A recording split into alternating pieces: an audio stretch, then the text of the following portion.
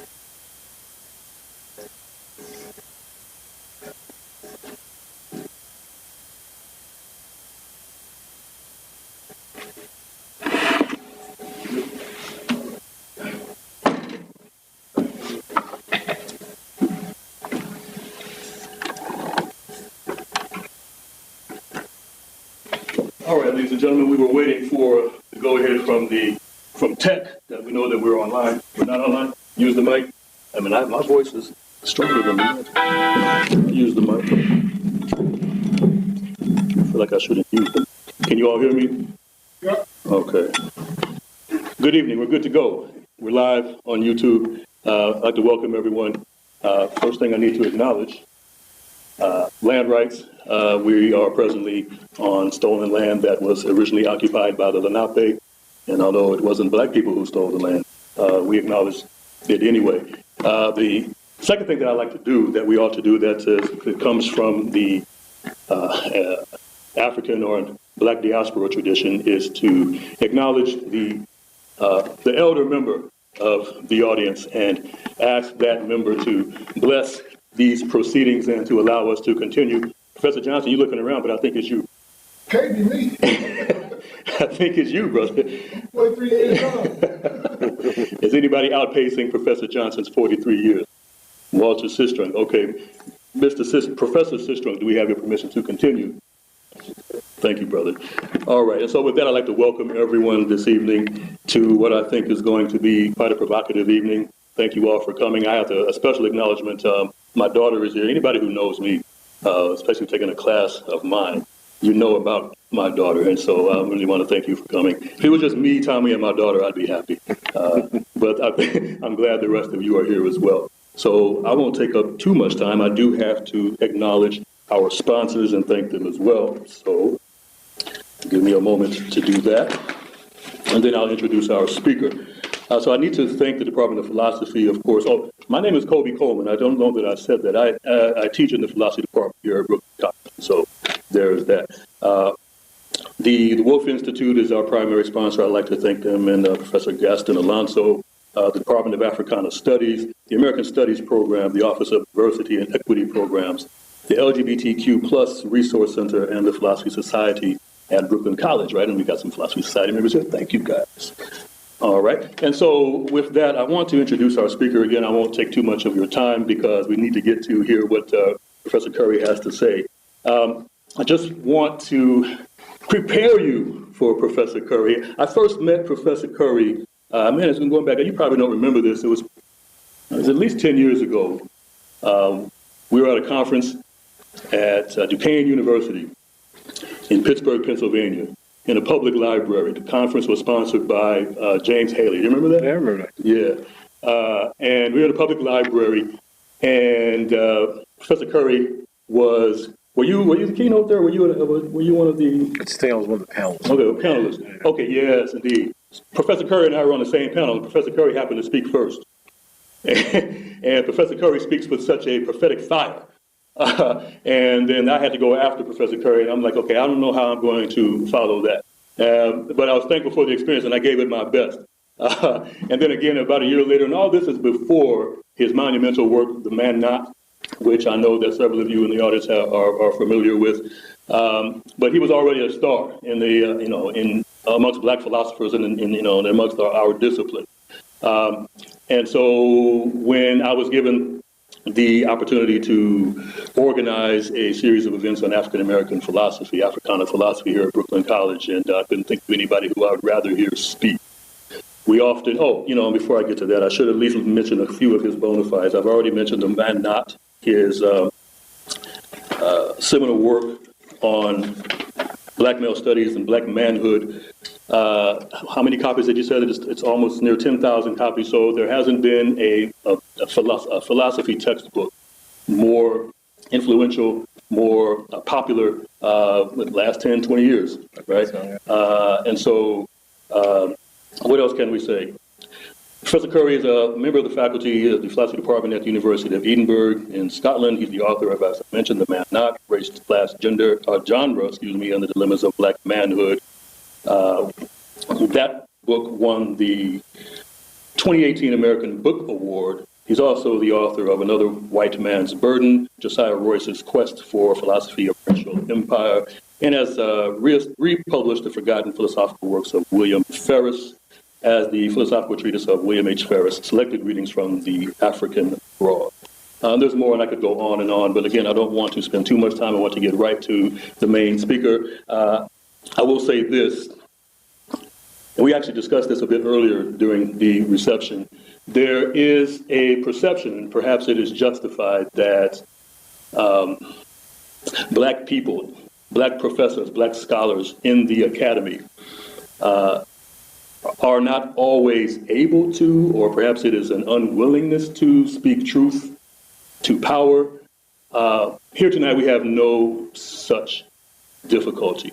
I've never known Professor Curry to ever pull a punch, and I don't expect that he will begin doing so tonight. And so, without further ado, I want to introduce the main speaker, our keynote speaker for this evening, Dr. Curry, Dr. Tommy J. Curry.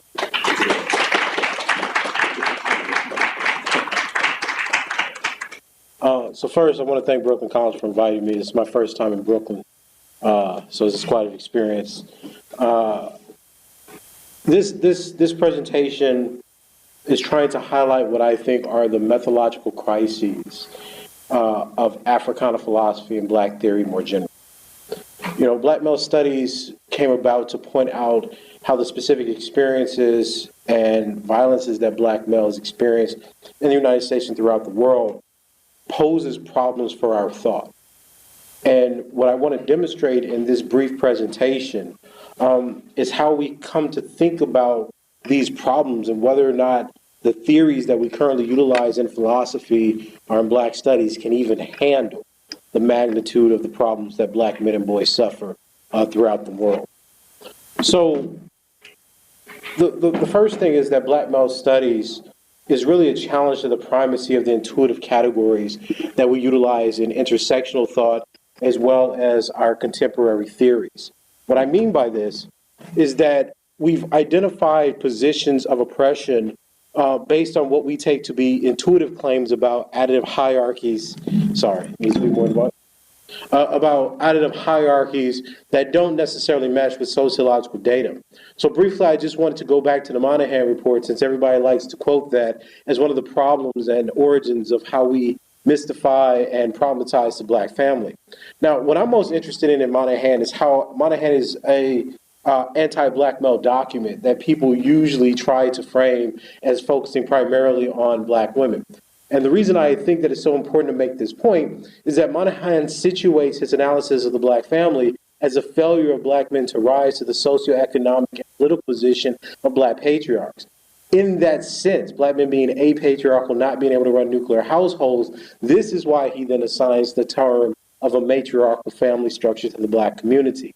Now, specifically on page 17 of the report, he makes this point, and I think it's so interesting. He says, when Jim Crow made his appearance towards the end of the 19th century, it may be speculated that it was the Negro male who was the most humiliated thereby. The male was more likely to use public facilities, which rapidly became segregated once the process began, and just as important, segregation. And the submissiveness it exacts is surely more destruction to the male than to the female personality. Keeping the Negro in his place can be translated as the Negro male in his place. The female was not a threat to anyone. Unquestionably, those events worked against the emergence of a strong father figure. The very essence of the male animal, from the bantam rooster to the four-star general, is to strut. Indeed, in 19th century America, a particular type of exaggerated male boastfulness became almost national style, but not for the Negro male. The sassy nigger was lynched. Now, it's fascinating to me because what a lot of people don't know or understand is that Moynihan's study, at least his intellectual framework, owes a lot to the work of John Dollar. In fact, in the second and third publication of Dollar's books, the editions, Moynihan actually wrote the introduction to this intellectual forefather, so to speak. Now, I want you to look at what Dollard says about 20th century Jim Crow. He says, look, within the caste situation, Negro women can be somewhat more expressive of resentment than can Negro men.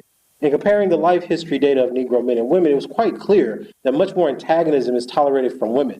They can do and say things which bring a severe penalty had they been men. It may be that white caste members do not fear the aggression of women so much, especially since it cannot take the form of sexual attack, or the chivalry expected of men in our society towards women in general may come into play. There are, of course, distinct limits to what a Negro woman may do, but they're not so narrow as for the men. Now, the reason that I suggest this is because throughout this conversation and presentation, you're going to see data that shows that black men are punished more severely in Western patriarchal societies than their female counterparts. And for many people under the intersectional ethos, we find that almost unbelievable, if not offensive. But what I'm trying to suggest to you is that black males suffer from a particular brand of animus, which we call anti-black misandry in black male studies. And what I want to demonstrate is that the recognition of the sociological and epidemiological data to this point shows that our theoretical concepts and apparatus really cannot withhold the weight of this intervention. So in 2017, I published The Man Not, which was a theoretical framework trying to explain how black males suffer from anti-black misandry throughout society. I initially started with the ways in which negative stereotypes about black men have been codified into gender theory. And I later developed these theses in articles like Decolonizing the Intersection, or even Is Empiricism Needed in Race Gender Theory? Now, the whole of this, contrary to my critics, is not to disprove black feminism, but rather expose the limitation that many feminist theories, including black feminist theories, have in analyzing the position of the racialized or subordinate male. For many people, men are saying that you're male simply puts you in the category of the patriarch. But history does not reveal this. When we look at international conflict studies or genocide studies, we see a very peculiar place for the subordinate male, namely that of the victim. Imagine for a moment if you suggested that Jewish men trying to resist Nazis really just wanted to be Nazis. There's something in us that finds that thesis abhorrent. But we have no problem suggesting that black men who are enslaved by whites, most of Europe, somehow want to be the slave master. The horror and the humanity that Jewish men and boys possess resist the characterization that they want it to be someone else. But for black males, there's a kind of vacuity. There's an absence of being that I frame in my work, that I try to explain in my work. This is what I mean when I say that black males are unthought. They simply take on the perception and perspective of anyone who views them. That lack of humanity, that dehumanized position, allows them to be thought of and theorized as mimetic. So in Decolonizing the Intersection, what I tried to show was that when you look at intersectionality theory, it doesn't actually liberate black males from these historical curses. Rather, it makes great utility of criminological theories like Wolfgang and Farrakuti's theory of subcultural violence, or Armintas Ramirez's theory of compensatory masculinity, which suggests that because black men are not actual men, because they have no power within a patriarchal society, they turn to homicide, other forms of interracial violence like sexual assault and rape, and overall they define themselves based on their penises. Now that may seem to be a strange thesis, but it's one that you recognize quite readily if you read the works of someone like Bell Hooks. The idea that black men not being real men turn to violence to supplement their position and status in society is something that's been accepted throughout the academy. But we've never asked ourselves, one, is this true? And two, how do other groups that have similar rates of violence in the community not be affected by the same types of motivations? So this is why I asked in 2021, well then, what is the basic requirement of race-gender theory? If we can just assert intuitively that black men are bad beings, if our most cutting-edge theories must start with the premise that black men want to abuse, kill, or harm people, is there a need for empiricism? Or do we simply repeat the idea that black men are patriarchs, black men are toxic, black men are dangerous, black men are X, Y, and Z? So black male studies is trying to ask the fundamental question for our concepts and our political theory. Well, do we need the black male to be the boogeyman to fulfill the demands of democracy? Said differently, if the social contract is meant to provide security, where we offer up some liberty in exchange, is part of the document, the contract, to protect the civilized from the savage black male. And our theoretical apparatus, be it intersectionality or the ways that we simply develop concepts about black men and boys in this society, seem to suggest to us that civil society is only secured when the death of black men are present and consistent. So when we look at black men being shot, when we look at black men being removed from society, the question doesn't seem to be, well, what are the genius and the humanity lost? So what do we gain? Every time a black man is shot, oh, but he harmed women. Oh, he had a record. Black men are defined by the negativity that permits their absence to be legitimized. And what I'm trying to suggest is twofold. One, how does this operate and how we think about the black men we see in our society? And two, what is the unannounced premise by which we believe in democracy and civil society? Does the idea of a flourishing American democracy require that we theorize the absence of the black male? In reconstituting the object, I suggested this is why we have the projection of black men as being patriarchs. Not because they are, not because they have high life expectancy, not because they run any forms of government or market economies, not because they control ideology, because theory requires them to be an enemy of other groups of people that they were defined outside of. Said differently, if it is the case that Moynihan is making, right, still is the case that Moynihan is making still true, that to keep the Negro in his place is to keep the black man in his place, how then must he be removed from society? And part of the answer, I argue, throughout my work is that he must be conceptualized as a threat to the society that we don't want to include him into. And this is the function of theory. Reconstituting the object explains that in the 1940s and 50s, white feminists like Helen Hacker looked at the situation of the Negro, specifically the position that black men had in the society, and how they were oppressed, how they were kept in their place, and used that as the basis by which they developed the position of white women being oppressed. That's where the idea of the minority group came from women. And Helen Hacker's explicit about this. So then we ask the question, well, if black men were used as evidence for white women to develop themselves as a minority group oppressed by white patriarchy, why is it then that when the Negro was oppressed by white masculinity, the black male becomes the exception? So we can use the black male experience as the model of the modern 20th century concept of gender, but now we make him somehow the beneficiary of that which he was a victim to. This is what I mean when I say that black male studies is trying to identify and reconceptualize how we think.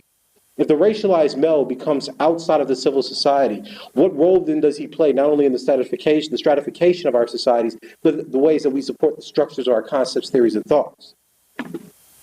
Now, what we often do is mistake how theory operates and how it operates on black people. We've assumed that there are universal causes for certain kind of phenomena. And that's something that we have to start doing a better job of questioning. Now, it's not uncommon in social science to suggest, though, just because you have the same outcome, it doesn't mean that there's the same cause. Different factors, correlates, can increase the propensity one way or the other for different things to happen. But as theorists, we often assume that if there's going to be high rates of domestic abuse, sexual violence, or victimization, it must be because the cause is higher in a certain racial group. In other words, if you think patriarchy causes domestic violence and sexual assault, and black males have a higher rate, or black people have a higher rate of rape and sexual assault victimization, it must be because of the excess or the hypermasculinity within our culture. That's not necessarily true. Philosophical techniques, tools, traditions struggle to deal with explanations for group behavior. I put a picture of the white women voting for Trump because before they did, people actually thought they were a progressive group. But when we actually looked at the data, we see they're extremely conservative, traditionally voting Republican. Now, for me, that's not shocking. But for others, it was. Why? Well, because if you don't look at the data, you presume that why would white women vote for a misogynist? Why would white women vote for white supremacy? Well, the question is because they've always done that. That's always what's increased their security against the evil racialized male others, be they black or brown. But this is not something that captures the national imagination. So philosophy then works not with the data or the facts of the historical matter, it works with the presumptions and the intuitions of how we presume a group that has power remains innocent and outside of what they actually do in the real world. This is the same way that black males are captured.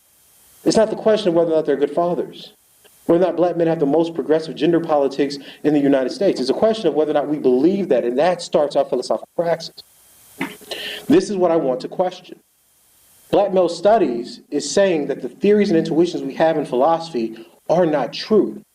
And furthermore, the theories we use to explain these supposed phenomena that are not true cannot be used to explain what's actually the case about black men and boys.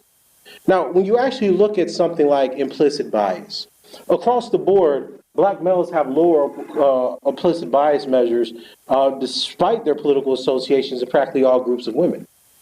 Now, I find, of course, this data fascinating. You know, Smith has this on his website readily available for anyone who wants to take a look, because the way that we look at implicit biases are almost as their subconscious microaggressions that individuals take out on other groups.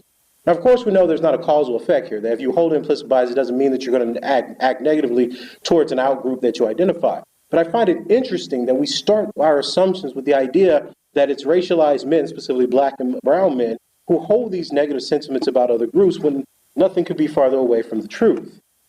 These ideas that black men are biased, sexist, misogynistic, etc., not only don't hold true, but they've been disproved actually within black feminist and white feminist scholarship looking at black male attitudes towards gender. This is one of the reasons that I really do like attitudinal studies and data, because it shows that the concept that we have of the group, when we have to say, well, what if we had to think what black men actually think, what do most of them think, is just fundamentally not true. So you can see that when you compare black men and black women together, their measures about most things are practically equal. Black men are almost as ready as black women to say that black women should hold political positions, that they've suffered from both sexism and racism, right? That they're more likely to believe, are against the belief that black men are better suited for politics. All these things that we say are traditional tests of misogyny, sexism, and traditional masculinity don't seem to hold when black men are asked about what they view a democratic society or even the situation of black women in that society to actually be. So what ends up happening is that race gender theory proceeds from the assumption that the categories used to identify and name larger systems and patterns of domination historically can be used to predict the behaviors of individuals as well as to determine the basis of their social interactions and individual psychology.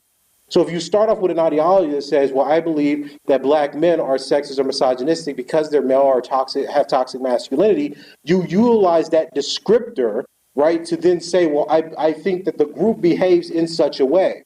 Now, the data doesn't show that, but the theory insists upon it. Not so much, not only at the level of interaction, a black man accosts, say, a black woman in a particular situation, but also in suggesting what's inside the minds, the motivations of black males, that they're motivated to dominate certain groups. This is the philosophical problem because as philosophers, we don't have a method to study anything. We just assert by argument that certain things are the case. So we appeal then to the animus that people have, the malice that the general society has towards black males as degraded figures, as sexist, toxic, and dangerous figures, we feed into a confirmation bias that has nothing to do with reality or the argument being actually staked. Said differently, we're utilizing stereotypes of negativity, anti-Black misandry to motivate our philosophical projects, which then gives us the ability to assert that Black men are not progressive, are in fact dangerous to female groups when they are not. The data suggests that Black men are the best group of men for democracy. They're the best group of men for women's rights. They're the best group of men against imperialism, colonialism, and white supremacy. Yet, the way that we view them in society is as deviants, criminals, and rapists. So the concepts that we hold to be dear to motivate and develop theoretical tools are in themselves poisoned with the unaffected ideology that hates Black men that cannot seem to be undone with facts or reason. Now, most people would say, well, those are just a collection of individual biases. Well, Black male studies has a different explanation for that. Remember, the question that I was asking in section 2 is, how do we explain the differences between races even when they have similar outcomes? How do we explain group behavior? And I'm suggesting that we have to reformulate concepts. But I don't think that's necessarily going to be an easy or successful program. So I want to talk very briefly about attentional deficit, or how the negative consequences of recognition actually impacts Black males. The first thing we have to do is understand what we mean when we discuss racism and sexism. So when we talk about racism, we're talking about something that demonstrates or manifests the highest forms of societal violence, social disregard, and dehumanization. This differs from something like sexism, which has both hostile and benevolent aspects to it. So racism, which is popularly understood as discrimination or hatred of groups based on skin color, plays a different role in social structures when we look at it empirically. So as I argue in my book, The Man Not, racism is in fact the manifestation of the social processes and concurrent logics that facilitate the death and dying of racially subjugated peoples. Now, when we test those kinds of negative stereotypes of racialized people, what we find is that racist stereotypes are not based on all members of racial groups. Overwhelmingly, racist stereotypes are based on how white or dominant racial groups view the males as a subordinate group. So previous research has shown that the stereotypes of an ethnic group will be more similar to the stereotypes of the men than the women of that ethnic group. Said differently, when you think of a racist stereotype, the dominant white group or the group in power is formulating that racist stereotype based on how they view the men of the group, not the women of the group. That's what Black male studies scholars mean when they talk about racism as a misandric aggression. It's a kind of violence that is utilized based on what they perceive the danger to be in the target group, which is based on Black males, and then specific strategies to eliminate a racially subjugated people by eliminating the males or taking them outside of the society. So this was first discussed in Jim Sedanius' work back in the 1990s. He argued that this is in fact evidence of what he called the subordinate male target hypothesis. This hypothesis suggests that there are groups of women that suffer from that the women from both arbitrary set in-groups and out-groups will be subject to gender discrimination and dynamics of patriarchy. So for Sedanius, he's going to say, look, there are three trimorphic groups. There's age sets, right, where older people have more power than younger people. There's sex sets or patriarchal sets where men tend to have more power than women. And there's arbitrary sets, where the dominant group creates categories to frame out groups that are used to lethally exterminate. So he doesn't want to say that women are not oppressed, but he's saying that they're targeted by the sex set or by patriarchy. Right? He said, but primarily outgroup males rather than outgroup females were the primary targets of arbitrary set discrimination.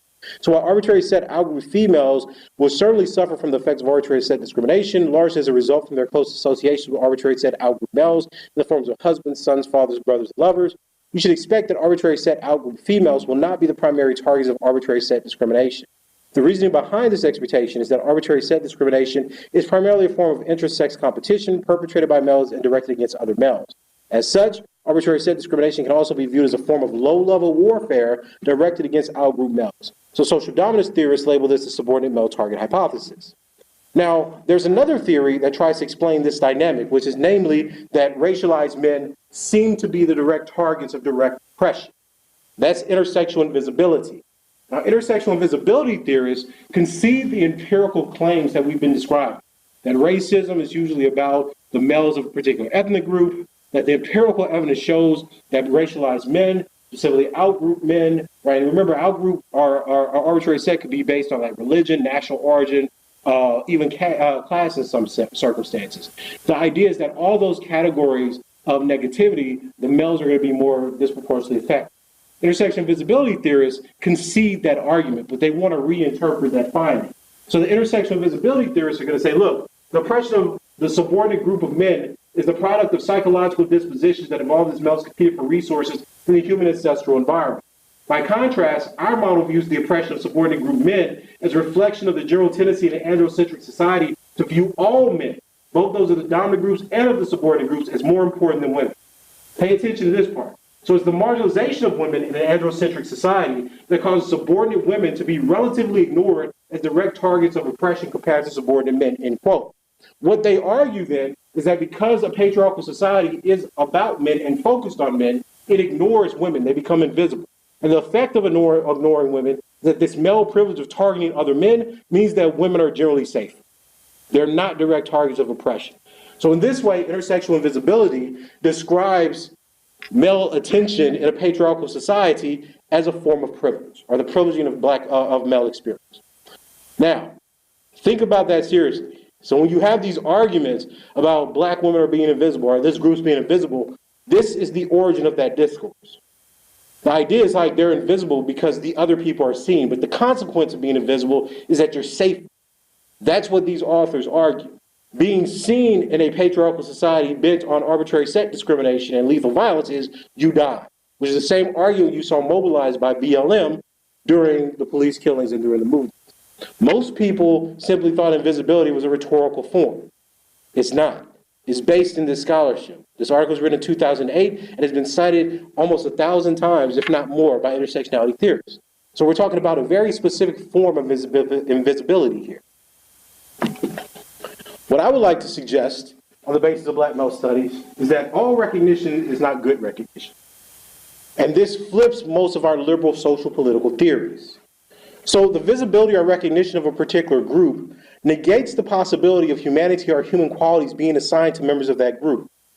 The deficit of being a racialized male, then, is rooted primarily in being non-human. So this is the role that dehumanization plays in changing what we think we see in a being or a body, and consequently defined by the caricatures of the dominant group. By caricature here, I mean the idea of constructing a being on a specific body or group. So we never get to the actual essence or humanity of black males because they are represented as caricature. This also relates to the argument of my text, suggesting why they're unthought. We think about black male caricature. We don't think about the black male. So in this sense, recognition is not only misrecognition, right, but being confined to the caricatures of oneself as they appear to the dominant group that cannot be recognized as human. So philosophers often ignore the empirical evidence, which shows that humanity is not merely evaluated by the degree to which it is afforded to bodies, but its sterling quality, its inability to be sullied or diminished by its association with that which is non-human. As Harris and Fiske explain in their study on neuroimaging and dehumanization, quote, not all prejudices are equal, and members of some social groups seem to be dehumanized, at least as indicated by the absence of typical neural signature for social cognition. Now, the reason the Harris and Fiske study is so interesting is because it shows that brain activity simply does not recognize certain groups of people as if they're human. And this is fascinating given what black male studies scholars are interested in, because they're trying to suggest to us that dehumanization is a position that is imposed upon a group through caricature that exists fine within democratic society. So the intervention here goes against liberal theory. I am not suggesting that recognition is not being afforded to black males as a group. Rather, I'm saying that recognition is afforded and it results in misrecognition through caricature. And that is what is creating the problem by which black men are overdetermined as a corpse and overdetermined as savages, which have to be eliminated for the safety of the larger civil society. So contrary to philosophical debates concerning recognition and misrecognition, there is scientific evidence to show that some groups are not perceived as social beings at all within the minds of humanizers or the dominant in-group. So that means that we're talking about attention and threat construction when we're looking at the black male as a group. Now, this phenomenon means that intersection of visibility, which is trying to assign privilege to men being recognized within patriarchal societies and suffer lethal violence, between the qualitative and effective difference in attention and recognition. So black males are visible because their presence or even their name can trigger fight or flight responses in whites. So a name associated with black males like Jerome or Tyrone triggers survival instincts in whites to address a perceived formidability that these black males are bigger and stronger in size and stature than their white targets. Now, that also means that there's going to be a disproportionate amount of attentional focus or eye gazing on black males due to the conscious and unconscious relegation of black men to threats. So the Treadwater study explained that in attending to threat race patterns of selective attention, that in addition to affording stereotype consistent processing on tasks that explicitly tap or prime crime, race, or danger, black male targets may be privileged for attentional resources, similar to more evolutionarily significant threatening stimuli like snakes, spiders, or angry faces. Now think about that for a moment. We're suggesting that we can talk about the problems of masculinity within resolving it towards more just and ethical ends. That the primary danger of toxic men are, in fact, the danger they show to women and children. And here we have evidence suggesting that black males specifically are pulled out of any kind of environmental situation and likened to dangers like spiders, angry people, and snakes. The problem here is one of coexistence, both in the society and in terms of how we understand the group concept. And that's what I'm trying to push today. That the conceptualization we have of black males cannot be remedied by ethics or moral appeal. We are dealing with the inculcation of historical and cultural stimuli that sees them as threats in the need of elimination. So at a normative level, how should we act to make a democratic society? How should we think about certain situations? The black male is incompatible with any notion of democracy, peace, or resolution, because it's only his absence that situates the ability of these groups of people to feel as if they're going to be safe and secure. That's why the idea of the social contract or the very notion of a liberal, rational, democratic society fails within the presence of the black male. It not only fails in terms of theory, but it fails also in terms of our aspiration. And this is a demonstration of what that means in terms of how we look at group differentiation. Now, many of us grew up on the backs of an intersectional calculus. We've suggested that the combination of terms could help us clarify and better understand both the subjective positionality of groups as well as their political outcomes and their needs for remedy. However, as Coles and Pasek show, that's not really the case. When we're differentiating how we look at people, black men are high in masculinity. And this is why I say that masculinity or black maleness is a deleterious category.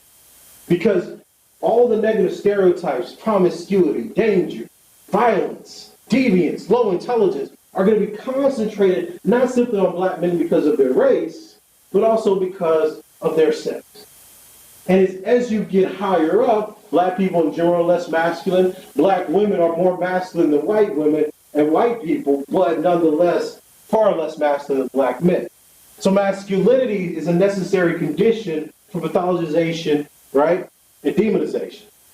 Now, if you look, of course, on the white scale, look at the gap of masculinity and gender concept.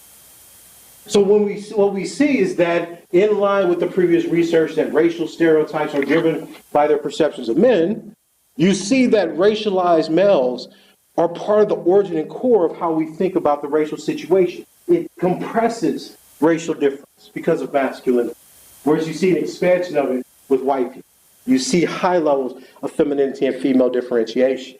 So this also explains why black women would be invisible to a certain extent, because they're compressed next to their relationship and proximity to black males, both in concept and in terms of their closeness. Now, for many people, they would say, well, this is nice theoretically.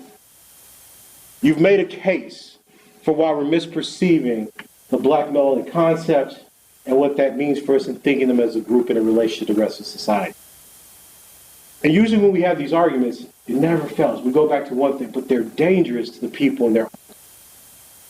Right? So let's take a look at that, shall we? Are black men then, must we think of them, maybe not as a threat to the dominant society, but to the people most closely associated to them? Now, I like these charts. I like data. Now, here's something that we've never tried to explain. Why is it that we look at the ratio of homicides of intimate partner victims from 1976 to 1990, Why are black men the biggest victims of intimate partner homicide in the United States? Why are they being killed by their spouses? Nobody knows. But here's what I do find interesting. The theories by Ellen Pence, the Duluth model, was written in 1983. Intersectionality was, or at least mapping the margins, was authored in 1989. And it suggested that we ignore the economic and political position of black women in relationship to domestic abuse. Now, the National Family Violence Survey was authored in 1976, and it shows exactly these numbers that are being reported here. So at the same time that you have white feminists through Duluth making the argument that patriarchy is the cause of intimate partner violence or domestic violence, what bell hooks will later call domestic terrorism, you have plenty of evidence to show that that variation is not necessarily the case within the black community. As you can see for the first diagram, black men and white women are almost killed at the same rate, at least in the 1970s, the latter 1970s. Now, if you want to break that down by per 100,000 from 76 to 1990, look at that curve of black male. 16 per 100,000, 12 per 100,000, et cetera, et cetera, et cetera. The victimization of black men by domestic violence, statutory rape, we're going to get on to all this, in this section, has largely been erased from our concepts and from our theorization. Hell, some authors even argue that the spectacular deaths of black men stop us from understanding domestic violence and sexual assault within the black community. Never stopping from one moment to think, well, what if some of those victims, dare I say, are black males themselves? This suggests to us not only a dishonesty in terms of how we're dealing with the actual situations that create violence and actual trauma in black communities itself, but it suggests to us that we erase a whole subset of victims that we're not allowed to see. We impose upon black males the motivation to harm others. We impose upon them the role of the perpetrator, despite the evidence. So black men in the United States generally experience rates of intimate partner violence and intimate partner homicide higher than other race sex groups in the United States, right? So we're looking at 2017 data. Actually, the new data just came out a few months ago. It makes the same claim, the same point. When you're looking at 12-month prevalence of contact sexual violence, physical violence, and stalking by an intimate partner for black, it's 11.6%, and that is higher both than black women's 12-month prevalence in the same data set at 9.4% and white women's prevalence rate of 5.7%. Now, of course, you're going to have differentiations in number because of population size, but in terms of how often this occurs, this is an adjusted rate, right? And historically, as we just saw through the graphs, black men have experienced the highest rates of intimate partner violence and intimate partner homicide among men from 1976 to 1990, right? So it means that when we're discussing the question of black male vulnerability, what are the forms of violence that black males are subjected to and have to resist? Intimate partner violence and homicide is part and parcel of that calculation. Now, this is what it looks like if I'm just pulling this in terms of the raw charts. Now, you're of course going to see a disproportionate amount of violence, and this fits with part of the intersectionality thesis, right? That, if we combine categories, race, class, gender, we will see disproportionate effects of violence in different populations. And that holds true, of course, when you're looking at blacks, you're looking at American Indian, Native Alaskan, and multiracial groups. It's interesting that it doesn't work for Asian or Pacific Islander, right? But you can expect both in lifetime and 12-month to see some kind of differentiation compared to whites. But this is what's often left out. When you look at black men, you see the same kind of compounding effect, that race produces a certain kind of vulnerability to intimate partner violence, right? Yet we don't discuss this. There's not a single article written by an intersectional feminist or an analyst that tries to understand the kind of vulnerability that's produced when racialized men are subjected to higher or have higher prevalence rates than most men and most women, female groups. We ignore it because, again, we don't believe that these groups of men can be vulnerable to this form of violence, certainly not at the hands of a woman. So Pence's argument that men use domestic violence to oppress women was more a product of ideology and selection bias. And I like to include this quote from Ellen Pence herself because most people don't know that this idea that patriarchy causes domestic violence was something created by Pence and Michael Piamar as part of the Duluth model. Before that period of time in the early 80s, there was not a theory to explain why intimate partner violence actually happened. And just look at, I want you to take a moment to read what she says. I'll read this. She says, look, it was the cases themselves that created the chink in each of our theoretical suits of armor. Speaking for myself, I found that many of the men I interviewed did not seem to articulate a desire for power over their partner. Isn't that interesting? That in her clinic, the men she talked to didn't articulate desire for power, even though that's what the Duluth said. Although I relentlessly took every opportunity to point out to the men in the groups that they were so motivated and merely in denial, the fact that few men ever articulated such desire went unnoticed by me and many of my coworkers. Eventually, we realized that we were finding what we had already predetermined to find. The DIAP staff were interpreting what men seem to expect or feel entitled to as a desire. When we had to start explaining women's violence towards their partners, lesbian violence, and the violence of men who did not like what they were doing, we were brought back to our original undeveloped thinking. Violence is rooted in our social relationships, for example, marriage, and the rights people feel entitled to within them are socially, not privately constructed. Again, fascinating, isn't it? That today one of the major theories that are utilized to explain the motivation that black men have for committing acts of intimate partner violence, child abuse, etc., is something that the originators of the theories themselves said were not found within clinical practice or observation. People, what I am suggesting to us is not simply that we've made a mistake, but that we've utilized and overdetermined certain kinds of concepts and theories to perpetuate an image of black males as a group which cannot be upheld historically or with any social scientific evidence or findings. This means that the theorists that we now have are largely to blame for propagating not only false misconstruals of black male existence, but deliberately feeding into institutions and ideological constructs that are meant to demonize and dehumanize black men as part and parcel of the educational process. This is not a debate about which group is more oppressed. This is not a debate to slander any side, but it is to hold different theoretical constructs and apparatus accountable for the role that they're playing in dehumanizing black men and boys en masse. So this view that black men are somehow perpetrating domestic violence and sexual violence against women doesn't hold. According to CDC NISVS data, black men experience contact sexual violence, which includes rape, being made to penetrate, sexual coercion, and unwanted sexual contact, slightly more than black women. This is not, of course, a significant difference, and white women in a 12-month prevalence. So while women in the United States do report a higher lifetime prevalence of rape and sexual coercion than men, right? So that means that women in general, course of their life, are going to say that they've had more contact or been victims of rape or sexual assault more, right? It's important to note that in the made to penetrate violence and sexual coercion generally, the majority of the perpetrators of made to penetrate violence are women. 78.5%, 81.6% are women in sexual coercion, and 53% of unwanted sexual contact perpetrators are women. So we're suggesting that racialization here at least plays some part in how men, black men specifically, are victimized within their own homes, neighborhoods, and communities. And we see this especially when we did interviews with black male victims of early statutory rape and sexual abuse.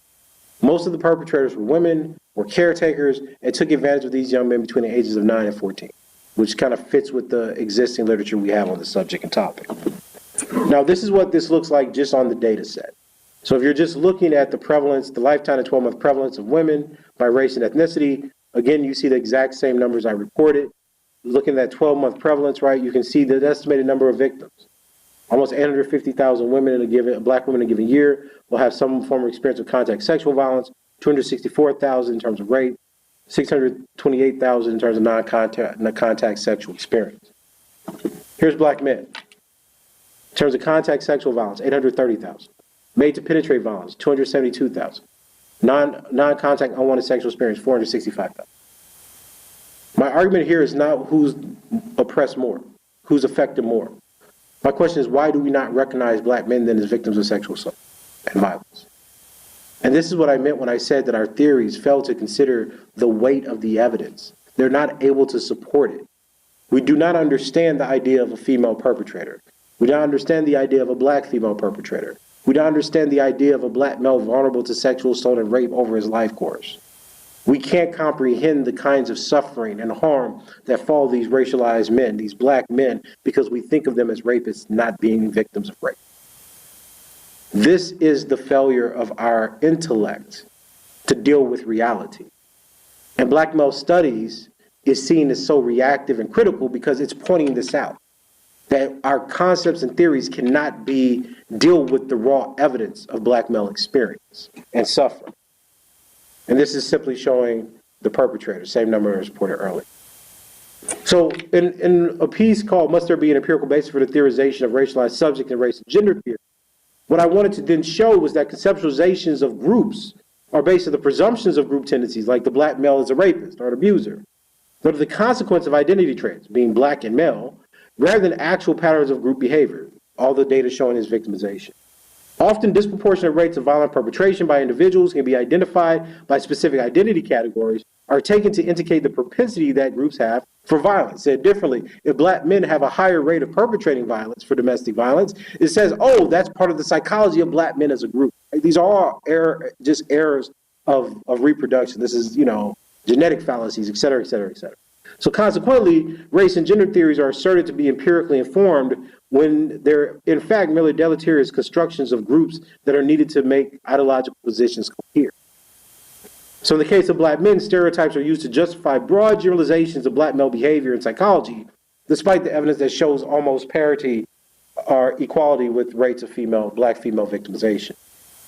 Now, what's ironic about this is that this seems to skip other groups. So take a look here. This is the lifetime prevalence of rape, physical violence, or stalking by an intimate partner if we divide it up by sexual orientation. This is an NISVS data set from 2010.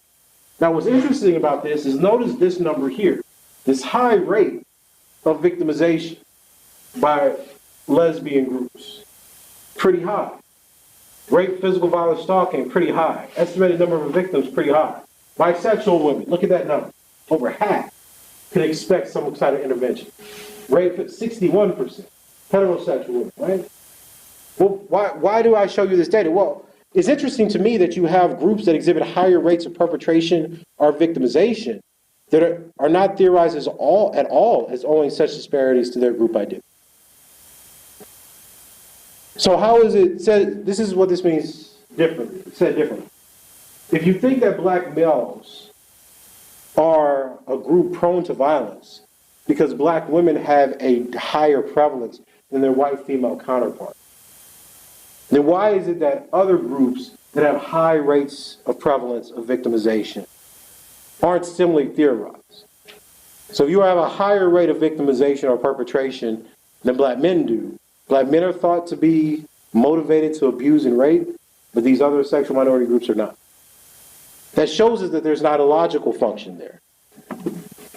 Because when we look at the same kind of chart with gay men, bisexual men, or heterosexual men, we see the same effect, right? We see similar patterns of variation across the board, as well as regarding lifetime prevalence and overlapping confidence intervals between gay, bisexual, and heterosexual men. But nobody says that because gay or bisexual men have equal or greater rates than heterosexual men, that they're driven to violence. So as I said earlier, the issue is about the categories and the identities being deployed. If black men produce some kind of disproportionate rate on black women, or black women suffer a higher rate, it must be because of the toxic masculinity of black men. Okay, but then other groups that have similar rates to heterosexual groups, or higher rates in the case of white women, lesbian, same-sex group, etc., well, we don't theorize those perpetrators. This suggests to us that theory has an ideological and political function, one that is not being represented within any of our current discourse or conversations. But then why did this originate this way?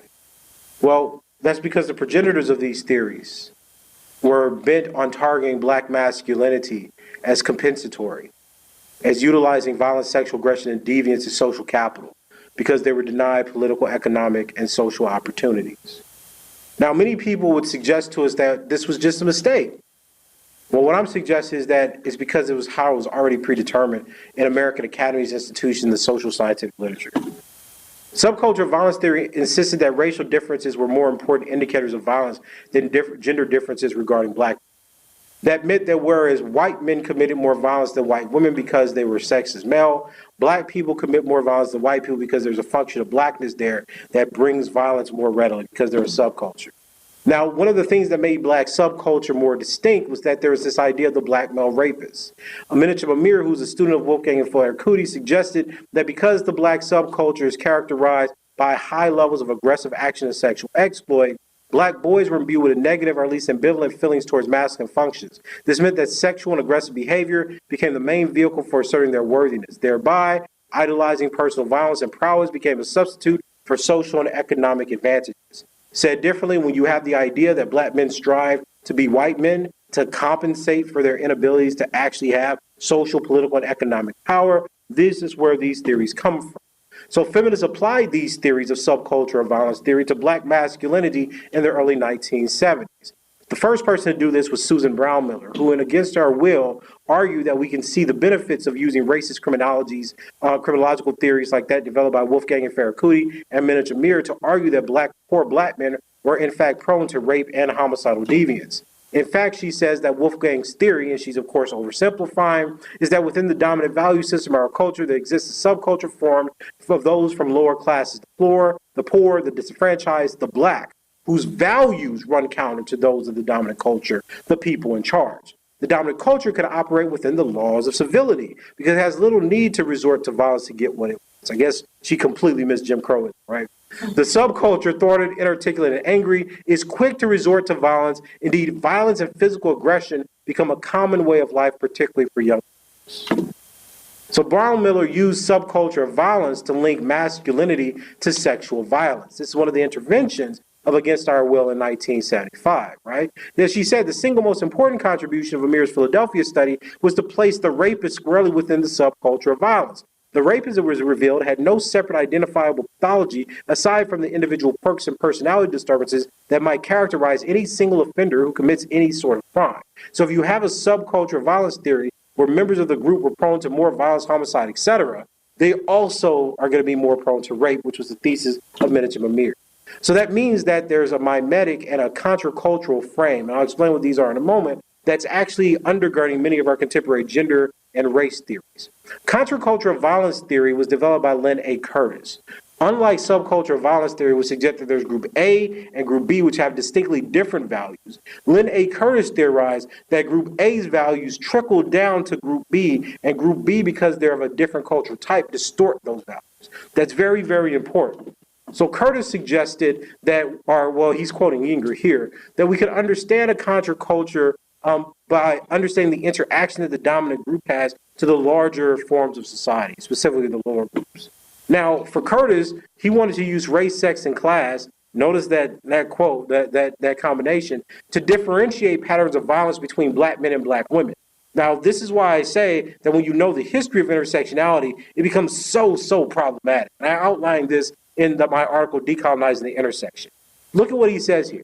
The ghetto literature, the theoretical literature on violence, and classical black studies and empirical investigations of value orientation can be cited to argue that poor black males who adhere to contracultural plus subculture patterns also simultaneously carry dominant cultural values, right? So now, notice what he's saying. There's values that negate the dominant group. There's values which are a combination of the dominant group, right?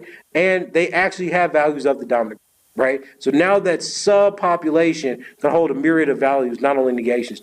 So he's like, in a multidimensional version of Robbins' lower class value stretch, poor young black males can be said to occupy a different place in the value space of other groups, differentiated by sex, race, age, and socioeconomic status.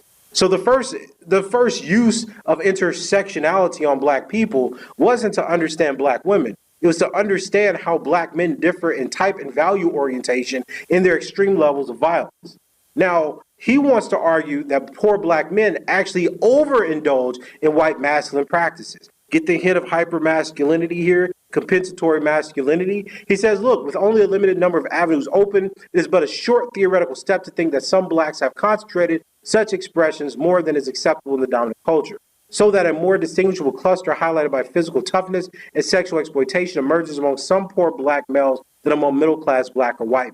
And that differentiation is important. He's focusing on poor black males and saying how class mobility or social mobility changes some of the value orientation of the group. This is something that you're going to see bell hooks actually speak against.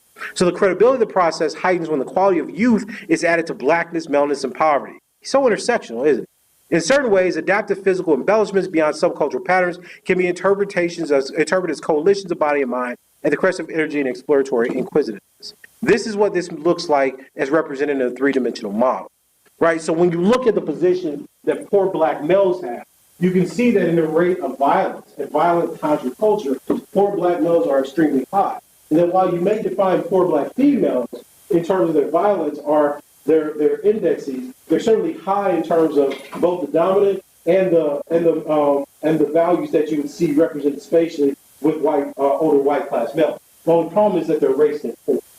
So the value orientation is not significantly different. So when you ask the question, well, why is that we think certain groups of black women are able to assimilate? Well, it was theorized that because they don't form or pose the same threat to the society, that criminologically they're uninterested. We don't have to police them in the same. So then you ask, well, then why is it, Tommy, that we keep emphasizing prevalence rates of perpetration that black men pose to other black people? Well, that's what these white people are trying to theorize. Remember, this argument is about subcultures and the violence that happens in black communities. Milton Amir is talking about and created the very first idea of the intra-racial rapist. Susan Griffith, Audre Lorde, when they're making these arguments that black men rape within their own community, where do you think they're getting them from in the 1970s? There's only one publication in existence that makes that argument, and that's Forcible Patterns of Rape, written by Mitchell. Because he was the first person to use the case study in Philadelphia to find out that rape was predominantly dominated by intraracial patterns, not interracial patterns.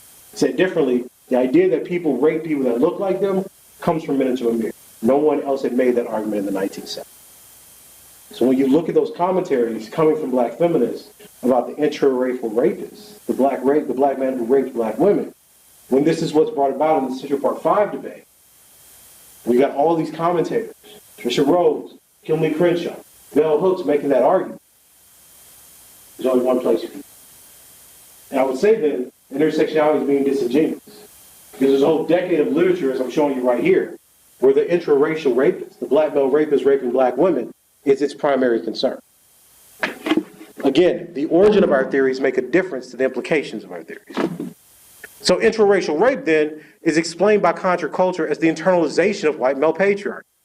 I'm shocked.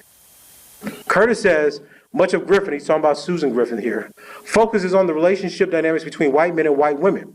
No thought is given to separate black patterns, cultural or otherwise, nor how rape by black men, especially on black women, is, quote, the symbolic expression of the white male hierarchy. So for whatever reason, the failure of Griffin's otherwise insightful piece to follow through from white to black is unfortunate, for it's completely consistent with the thesis of this chapter to associate white male chauvinists with black male rapists. So while white males are the power brokers who've erected racial and economic barriers, forcing black adaptations, and who have set the sexual exploitation theme in motion without being to similarly prevent blacks from expanding on it. This is what I mean when I say a contracultural model allows you to say that blacks have taken a white idea, like white male patriarchy, which is mainly paternalistic and civil, and turned it into the idea of the black male rapist. This is how Lynn A. Curtis is going to say the rates of rape, or the higher rates of rape amongst black people, black men raping black women, can be explained by contracultural devaluation, right? But of course it doesn't end there. It can't end there. It'd be too easy. Feminists picked up Curtis's work and introduced it as a theory of racial sexual stratification, which then served as the basis of intersectionality and black feminist theories of black masculinity. Williams and Home argued that intraracial rape, the idea of the black male rapist, became the basis of interpreting black male patriarchy. Look at what this says in 81. Black females, in comparison with Anglo and Mexican Americans, are disproportionately victims of rape and are all too aware of their vulnerability. In the black community, tension and ambivalence around the topic of rape. The system of racial sexual stratification has assigned black females to be victims and black males to victims. So black females are victimized in a convergence of racism and sexism by both black and white males. So for black males, rape has been a tool of oppression where the couch in the myth of the black stud are the black rapists. But regardless, this discussion of blacks and their experience in relation to rape is intended to demonstrate that rape risks are inherent in the black experience. So racial sexualization theory depends on contracultural modes of violence. And this quote's important because this quote is what Kimberly Crenshaw cites in Mapping the Margins. They argue, Williams and Holmes say in The Second Assault, Rape or the threat of rape is an important tool of social control in a complex system of racial sexual stratification. In a racially and sexually stratified society, a high incidence of rape is predictable because rape symbolizes not only a key element of social control working to maintain the system, but also the anger and violence engendered by such a system. There's a further projection of the white male patriarchy in rape. In raping minority women, minority males frequently are doing no more than imitating the white male. As Curtis suggests, black on black rape is, quote, the symbolic expression of the white male hierarchy, end. So you want to understand why people keep saying that black men want to be white men? Here you go. This is the first theory that's introducing mimesis as the basis through which one can articulate sexual violence and disproportionate rates of intimate partner violence in the black community. This is a three-dimensional model or a representation of racial sexual stratification. Remember, prior to countercultural theories, there are no values that originate in this group that can be passed to this group. Because in a subculture theory, this would hold a set of values A, and these will all hold values that are not.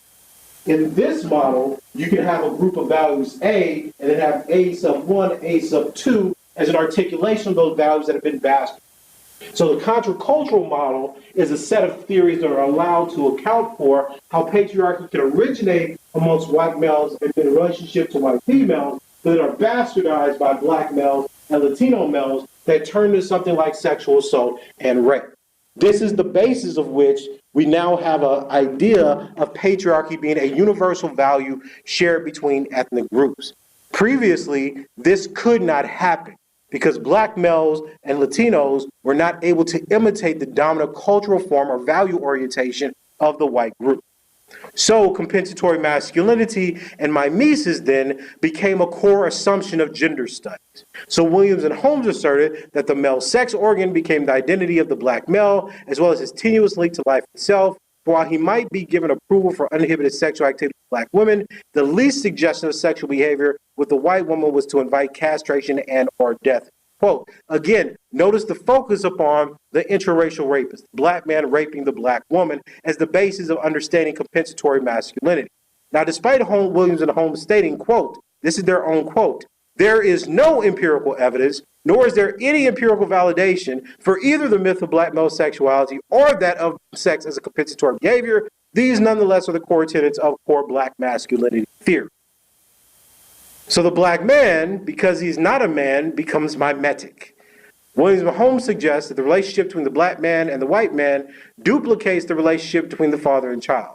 We have seen how this certain point is to assert his ego. The child must transfer his identification from female powerlessness to the male, which is powerful. You'll see this, and this is actually Schulenburg Firestone.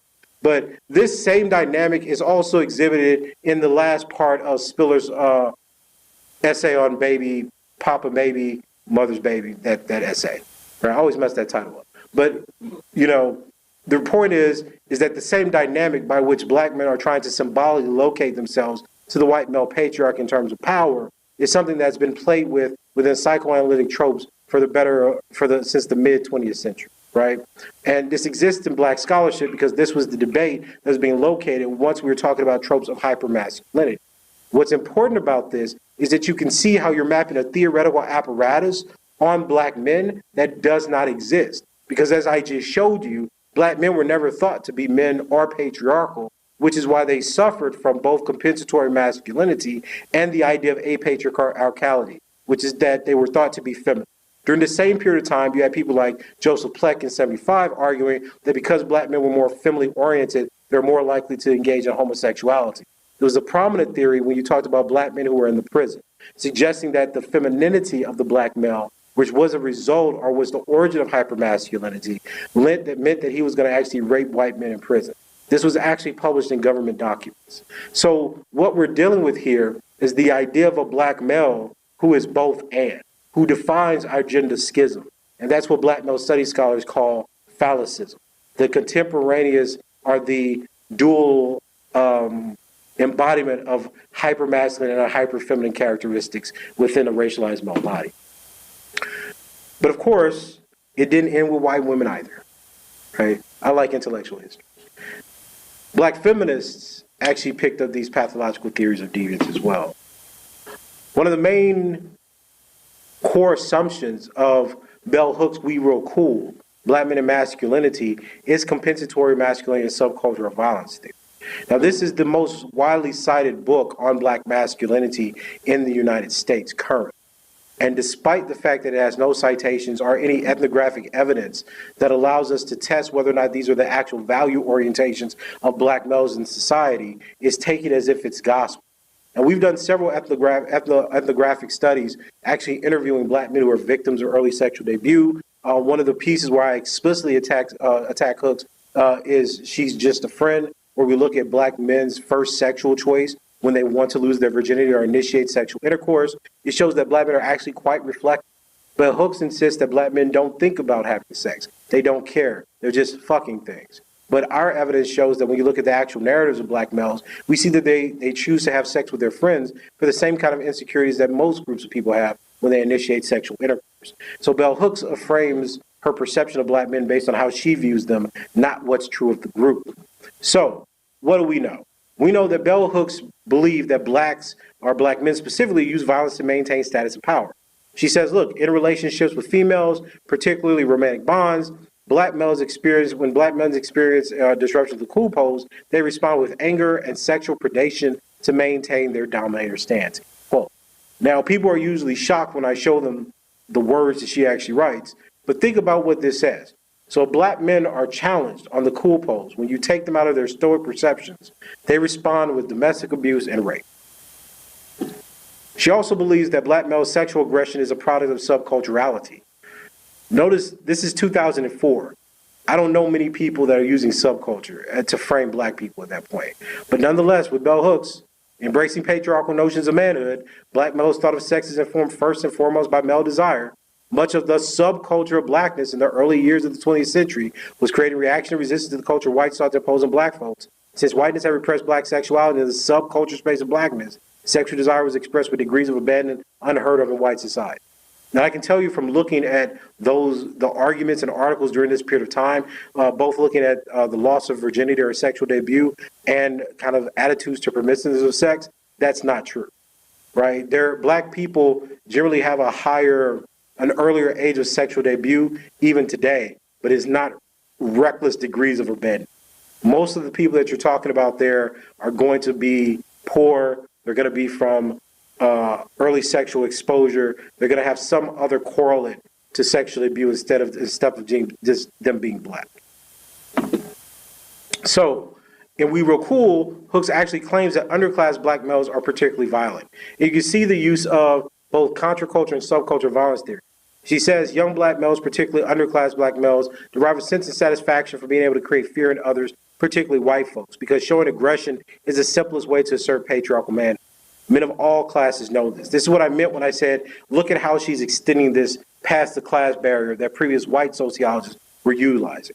She says, as a consequence, then, all men living in a culture of violence must demonstrate at some point in their lives that they are capable of being violent. Now, ultimately, the most reprehensible implication and application of this was her reading of the Central Park Five, where she claimed that, I'll just let you read the quote because I think it's ridiculous, but nonetheless, she's basically claiming that if we consider this case by combining a feminist analysis of race and masculinity, one sees that since male power within patriarchy is relative, men from poorer groups and men of color are not able to reap the material and social rewards for their participation in patriarchy.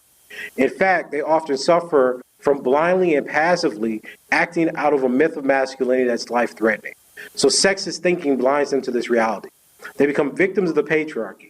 No one can truly believe that the young males involved in the Central Park incident were not engaged in a suicidal ritual and enactment of a dangerous masculinity that would ultimately threaten their lives and their well-being. So, of course, if you read Dyson, focusing especially on the part where he describes the reason that young black men form gangs in the sense of absolute belonging and unsurpassed love, it is easy to understand why young black males are despairing and nihilistic. And it's rather naive. It's naive to think that if they don't value their own lives, that they'll value the lives of others. Is it really so difficult for folks to see the connection between the constant pornographic glorification of male violence against women that is represented, enacted, and condoned daily in the culture of the Central Park Five crime, which didn't happen? This is, people, when I talk to you about the complacency of theory and text and academics and the demonization of black men and boys, this is a prime example of what I mean. They were found to be innocent, so this is a counterfactual. The theories of compensatory masculinity were simply theorized as owing to their motivations for rape. Things that you can see now have a real foothold and anchor in subculture and counterculture violence theory. And despite the racist origins of these accounts of black men and boys, they are cited without abandon in mainstream gender and feminist theory. So then black male studies comes along and points out, here are the genealogical and intellectual origins of this racist misandry. And black male studies is then attacked, not for doing the rigorous work of collecting all the data and going through the footnotes, but rather for having the audacity to question an ideology that black males are supposed to be subservient to. What we're talking about here is framing black men as a problem population and engaging in the complacency and acquiescence to strategies and institutions designed to take them out of society. And we have not yet developed either the concepts to analyze their position or the political willingness to remedy it, right? These things are not something that's simply held without abandon. And Kimberly Crenshaw, of course, utilizes very similar theories in her work, because contemporary intersectionality theory makes the same kind of argument. So remember, in 1991, Mapping the Margins, footnote 73, she actually quotes Williams and Holmes, where she utilizes race sexualization theory to explain the role that interracial rape has in the black community. Even more contemporary accounts of Frank Rudy Cooper's Against Bipolar Masculinity in 2006 argues that the emulation of a mimetic thesis of white masculinity is what drives black men to actually want to dominate and harm other groups of people, women, children, and sexual minorities in their community. And even in Garfield's text that looks at the experiences of black men ethnographically, she focuses on how these interpretations of black men are driven by their complacency and obsession with violence. So ultimately I ask, is black philosophy actually equipped to reconfigure these categories? Black male studies offers several challenges to black philosophy. It asks, given the methodological lacuna, how one does black philosophy and race gender theory? We have to then ask, can we ever falsify an idea or misapplication of categories upon populations if ideological communities find it effective?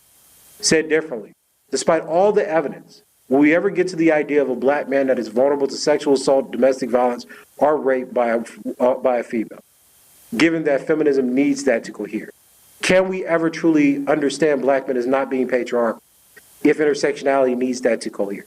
These are the kinds of questions that this research poses. Second, if black philosophy continues to perpetuate empirically falsifiable group dynamics and definitions, in other words, asserting that black men are misogynistic, sexist, dangerous, etc., despite the evidence, what then distinguishes philosophy from political ideology? And lastly, does the denial of facts mean that ultimately black philosophy has to avoid the clash of ideas and stand on unfalsifiable ideological premises rather than the investigation and interrogation of categories, concepts, and their application to groups in the... I'll end here. Any questions?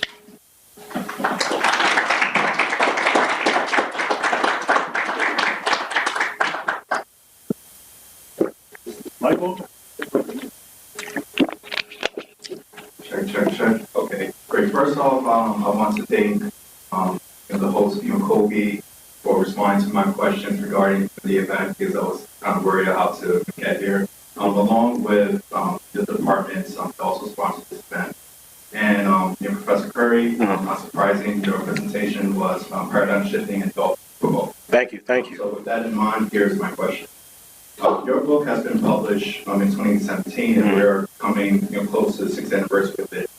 Since then, you have continued to publish critical work, such as Decolonizing the Intersection and Feminism as Racist Backlash. Yet, despite the intellectual and genealogical vigor and transparency of your work, despite, for instance, your citation that R.W. Connell, a white trans woman scholar who popularized the concept of hegemonic masculinity, has referenced the late Robert Staples' work regarding that subordinate or oppressed men has affirmed to men the egalitarian form of manhood and have historically resisted hegemonic masculinity. Despite the fact that the Caribbean intellectual juggernaut Sylvia Wynter have expressed that you have correctly used her work concerning the concept of genre, why is it that your critics, besides providing bad faith critiques written or vocalized on social media platforms or one or two sentences on a blog post, have not published or written a critique of your work since 2017? Thank you. That's a great question. We're just first, thank you very much for the summarization. It made me sound good. Listen, it's like any other new idea, right? Philosophers and theorists are not very accustomed to dealing with data and facts. So I think it provides an uphill battle for many people to challenge or refute my work. And I think the intellectual history that I do makes it near impossible because people are not really willing to go through footnotes the way that I am. I like intellectual history. The bad faith characterization of me and my work, and I think others who follow, I think somebody on Twitter called them Curryites or something, represents the need to squash challenging ideas. And that's what I'm saying, we have to be very honest about this. It is certainly not about the merit of the work, because my stuff gets published in some of the best venues. It's certainly not about the popularity of the work, because people, from what I see, share it all the time on social media. It's an issue of not wanting to confront that what has been sold to black people as a liberatory theory or philosophy, and funded by many white liberals throughout the academy, is specifically tailored to the demonization and erasure of black men. And rather than me engaging in ad hominem against my critics, I choose to keep publishing.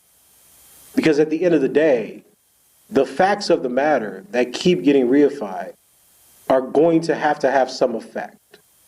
The people who want to criticize black male studies will continue to do so on social media. But until there is an academic discussion or refutation of my interpretation of the facts or the data we collected, I think we're going to see black male studies continue to grow internationally. And the only reason we see it not growing domestically as much in the United States is because you have the deliberate actions of scholars choosing not to admit people into PhD and graduate programs or hire people that are associated with black male studies, right? And that kind of censorship, that kind of McCarthyism that is allowed to go on because the topic is black males may exist for the next decade or so in the United States, but that's not the case in Europe, it's not the case in the UK, and it's certainly not the case in places that are scholars I've talked to in Africa. So this is a case of America being wholly committed to making sure that any kind of data or rigorous theoretical apparatus that could actually free black men will not be used in place of feminism or intersectionality.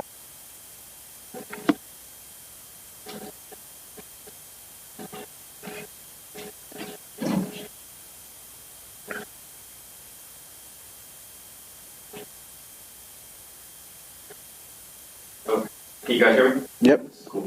First of all, I would like to thank Dr. Coleman for sending me a invitation to this yesterday on my way from teaching. I can't tell you how excited I was when I got that email. And of course, thank you, Dr. Curry. So I want to know what you think of the idea of a black male aesthetics.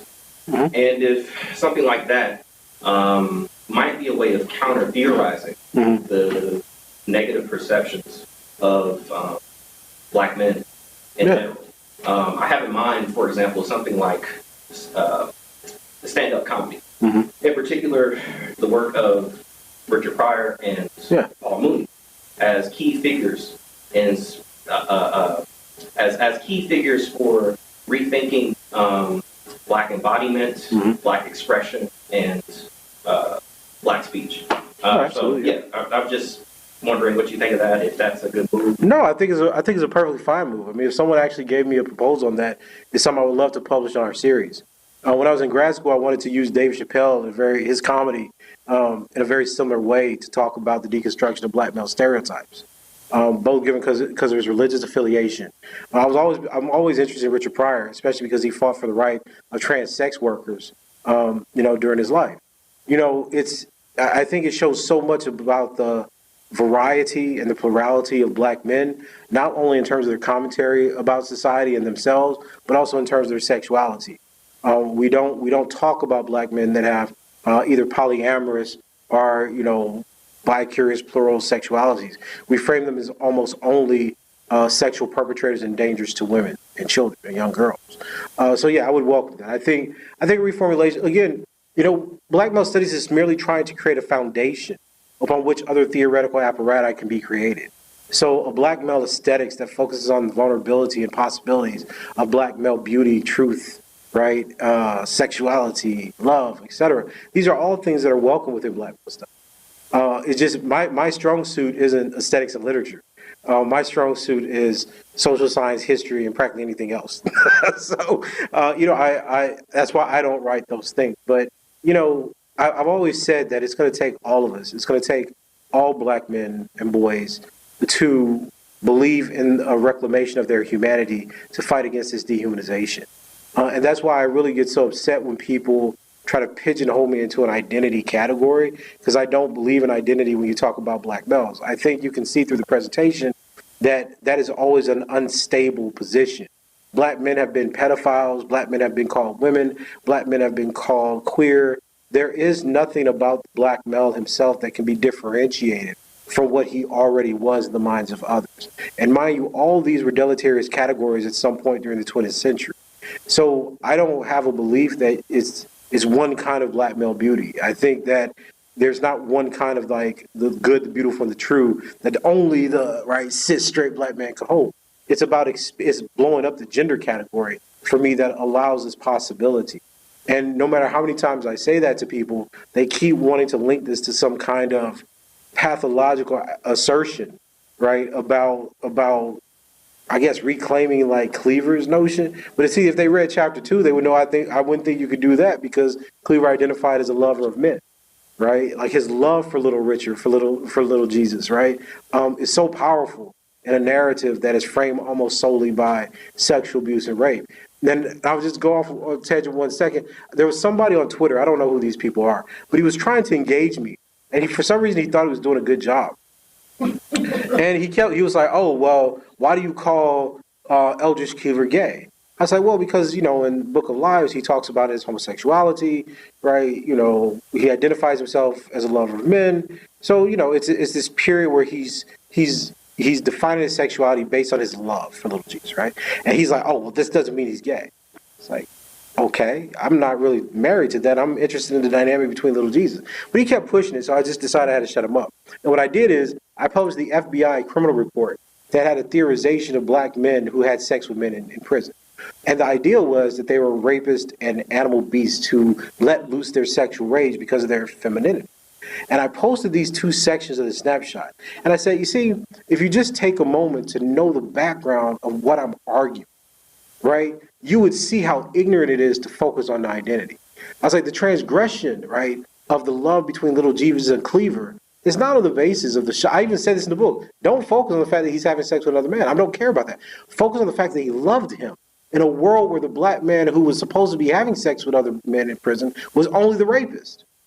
That's the revolutionary point that Cleaver's making. He was in love with another man, right? He wasn't just having sex with another man. And this is what's so interesting to me, is that even the people who claim that they could understand black masculinity keep missing the goddamn boat, because they can't imagine the possibilities of what Cleaver is saying in his own narrative about his love, refuting the theoretical claims, or the dominant racist ideology of how the government and prisons thought about black men in the first place as rapists of other men who were detached from them. And notice this is all on an interplay of the fact that black men had a higher level of female personality disorder. Because they're not real men and have father figures, their sexuality becomes more feminine. This is why they tend towards the rape of other men. This is why they turn towards the rape of women. And this is why they turn to deviance. This is a popularly accepted theory well through the 1970s and up to 1988. Right? So what we're fighting for when we're looking at the question of the aesthetic is the possibilities of imagining. Right, are the possibilities had in the criticism of black males against a society that deems them non-human, right? And what we have not taken that endeavor seriously. And I think there's ample ground in black male studies to expand. Right. Other questions? I'll just follow up on that. You partially addressed it, I think, but I want to hear, given what you said earlier about misrecognition, these caricatures, how would you assess the very idea or possibility of black aesthetic, particularly as it's sort of interpreted through media and entertainment, which produces these caricatures? I mean, how does a true black aesthetic emerge despite these Yeah. It's important to understand that misrecognitions are dominantly in-group to out-group.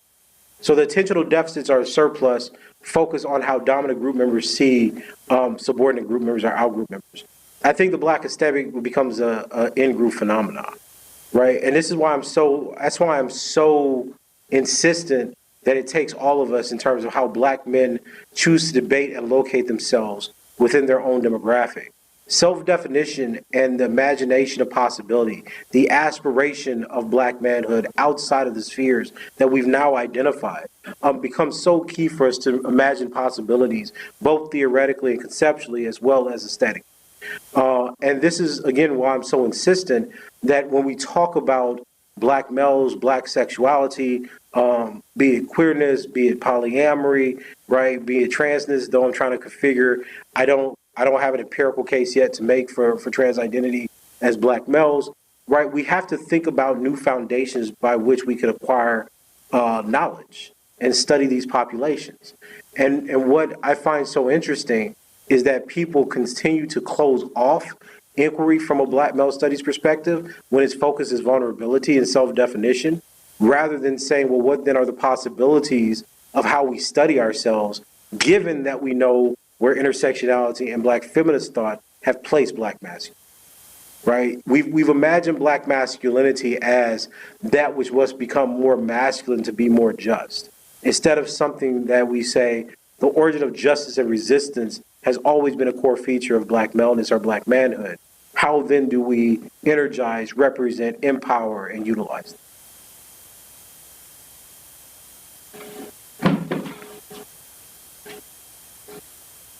Well, I thank you for your talk tonight as well. No, thank you.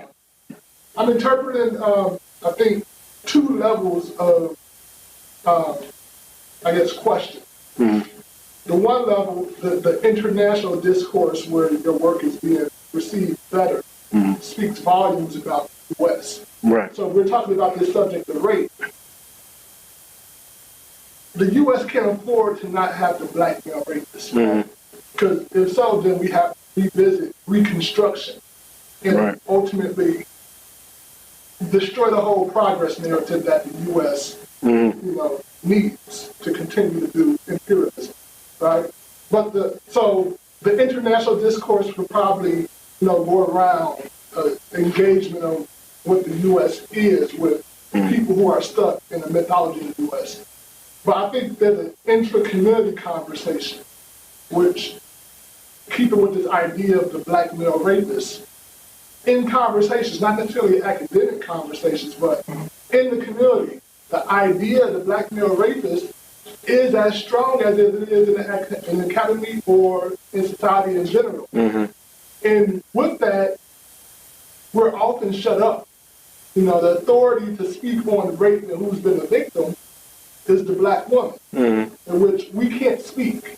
And it's not a space in which you go through data and citations and data sets. It's shut up. This is not your area or lane to speak. How do you confront that? I think a big part of that is, what is an everyday use of challenging the imagery of the black male rapist and how rape actually occurs and what it looks like and how the victimization goes without the quote spectacular.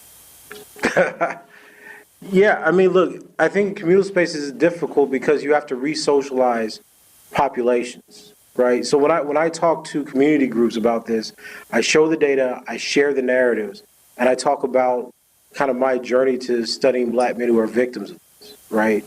And I'll be honest with you, when I first started studying child sexual abuse and black male victims of rape, it was a good friend of mine, Ebony Utley, who told me that this is something that I should keep pursuing, because I was getting emotional. I was hearing these stories and tearing up. I didn't have a way to handle that. It took me a while to learn how to get distance from the people that were coming towards me. And man, it was surprising because, I'd have a conversation with somebody, when they find out that this is what I study, they just unload all this trauma and terrible stuff on me. And I'm just holding it. And at the time I wasn't writing about it. I was just kind of man, I got to study this. I got to figure out how to do this. So those community spaces have to be reformulated. It's just empirically false that rape is the sole province of black women. It's not true, right? And we have young boys, just like we have young girls in our communities that are victims of sexual assault and violence. And we can't wait for white liberals to tell us it's okay to talk about. We have people that need help. And that's why I try to do so much talking with social workers and psychologists, because it's imperative that these young boys who are hurt by older women or their older female peers are allowed the space to emote and heal, so they don't become people that take out anger or that trauma on other people in our communities, right? And another part about that too is black men have to start standing up to themselves. There are going to be issues and there are going to be cases in which black men and women can't work together. And that's fine, because black male victimization and suffering and death matter just as much as the idea of coalition. So while they can appeal to patriarchy, there's also this problem of misandry and misrepresentation and aligning with the kind of complacency towards institutional decimation, as coined by James Stewart, right? That we have to address in our community. The reason you have such disparate, sex ratios on college campuses is because black men are being removed from society. So you can't both see the impact of it in knowledge production, in classroom seats, etc., and then complain that you've been erased in silence to a greater degree than your male counterpart. You're still here, they're not, right? So these are going to be very difficult and conflictual situations. I'm not afraid of debate and conflict. It doesn't bother me to disagree with people, and I can still be cool with them. A lot of people aren't like that. So what we're talking about is not the erasure of black women, but there are going to be cases that empirically refute or where it's going to be irreconcilable. And black men still have to have political programs and activist communities that are going to disagree with how black women interpret both their own trauma and history, as well as what they politically aspire to. That's fine, because as it works currently, black males are thought to have to be subservient to the ideas of black female aspiration simply because they're men and there's a history of patriarchy and sexism in some groups. Doesn't make sense to me, because the movements of the 1960s and 70s also led to the exiling or murder of most of the black men who were trying to lead these very same movements. We always tell half the story. Well, these black men were leaders who were killed, exiled, demonized, criminalized, etc., as if that's the leadership position was the embodiment of the privilege and not the consequence of the FBI starting like COINTELPRO and these other apparati, right? Black males have always been targeted for surveillance and elimination. And we need to wake up to understand that that's part and parcel of our reality here. I mean, part of the reason the Academy's reacted, because if you think about it, my work checks practically every box. It's published on university presses, it's well cited, it's engaged at national and international level, it's sold tons of books, etc. But people in the Academy in the United States are not trying to hear that message because it uproots their paycheck. They're empirically wrong. Like the data that I've shown you shows they're empirically wrong. I'm comfortable with that reality. Sometimes you're wrong. They're not. So that's the argument. Right? They outnumber the one black guy that can show that they're wrong. And think about the example, right? And this is, because think about it. What people ultimately hope for, right? And this goes to the example of the activist spaces, right? People ultimately hope for, Curry will fail, right? He'll be stuck at A&M or something like that. His ideas won't get much popularity. The only difference is I was like, well, look, I never really liked the United States that much anyway.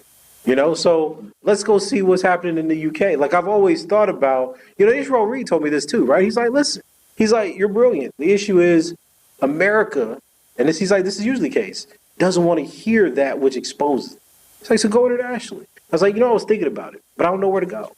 So I just started applying international places. I applied to University of Edinburgh, had a few other, 7 or 8 other interviews that year in the United States. But, talked to my wife, like, let's move. Let's go across seas. Let's see what another place and another set of universities have. And since I've been in Europe, I've been able to talk in Geneva and Paris, and I've talked to leaders and thought leaders, etc. And everybody's like, this is a really interesting idea, right? So then you think about that. In Europe, you're like, this is an interesting idea. We want to talk about it. People email me, hey, I'm writing this dissertation on, I got students writing this dissertation on X. Would you be the external examiner? And one guy was doing it on janitors. He was at WITS, and then I slaughtered it because he was reading it through bell hooks. I was like, none of your ethnographies. He interviewed genders. None of these interviews with these black men support any of the theoretical apparatus. So I sent him all this stuff about how revolutionary black janitors were back in the civil rights movement, all this stuff. And they were like, we never read this stuff. We didn't know. Right? And they were like, well, do you want to come out here and teach this stuff to us? Because we don't have people that really specialize in this. Most of the research on African masculinities is done by white people or try to apply black feminist theory in America to Africa. And sure, you can do that, right? If you want to talk about some rates of perpetration of sexual violence, et cetera, like in South Africa or like the Congo, et cetera. But there's this other framework too, right? Like high rates of rape during the genocides of the Congo, how that affects subsequent generations, how the early exposure of black men to sexual violence in South Africa can socialize them into that later, right? There's all these complicating factors and correlates that haven't been explored. So it requires us to think more broadly and not be afraid of confronting people or even black women, right, when we disagree and we have evidence and experience on our side. It's just a fight. We will get over it.